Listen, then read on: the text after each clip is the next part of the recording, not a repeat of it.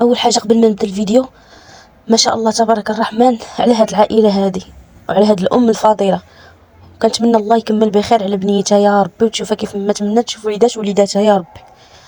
اول حاجه وانا كنتفرج في الفيديو سمعت السميه ديال يسرا، وانايا قلبي تزعزع عليا. سبحان الله، كنشوف كيفاش الاقدار، كيفاش يسرا في اليوتيوب وما في اليوتيوب وخدموا على راسهم وتبارك الله. ولكن الام هنا كتلعب دور كبير. الام هنايا اللي صابره، وطبيعه الحال ما تكونش حياتها بيرفيكت، ما تكونش حياتها مثاليه، لكن رغم ذلك صابره وجامعات وليداتها وهما دخلوا فلوس اليوتيوب. علاش ما خربتش ليهم حياتهم؟ علاش ما دارتش ليهم هاد الفتنه اللي دارت لهاد الاسره هذه؟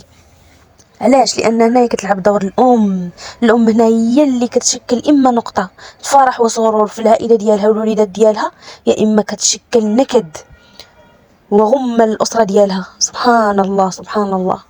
الام راه الدور العظيم ديالها في الاسره، هي اللي كتخلي اما ديك الاسره ملمومه والخوت قلبهم على قلب بعضياتهم، يا اما هي اللي كتكون هي القنبله النوويه اللي كتشرشم ديك العائله.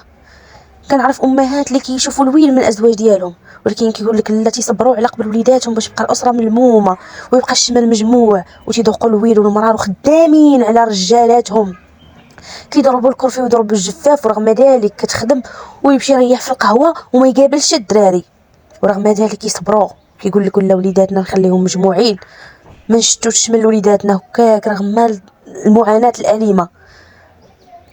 كنشوف انا هاد البنيات هادو مساكن اللي كانت امهم هي سبب الدمار ديالهم، امهم هي سبب الدمار ديالهم، لان الفقر عمره ما كان. الرجاله ما خدامينش غراق المغرب تقريبا، وقيلا نص ديال المغرب ما خدامينش رجالهم، لان هادشي اللي عطى الله. الخدمه قليله، العيالات ولاو يخدموا والرجال ولاو جالسين في الديور، ما عندهمش، ما كيخدموهمش، ولا الا خدموهم يخدموهم ب 30,000 40,000، ما غتقدوش لهم ما يجلس. ما عمره ما كان هذا هو اسباب تشتات الشمل. وبالاخص هاد العائله جاب لهم ربي هاد القناه، دخلوا منها صريف بارد، دخلوا منها فلوس. يعني كون صبرات واحد شويه الام ما معهاش الطمع، كانوا غيمشيو بعيد وغيدخلوا ما قسم الله بلا ما يخدم الراجل، بلا ما يخرج يخدم يجيب داك الجدريال ديال التخرازيت. علاش انسان؟ علاش؟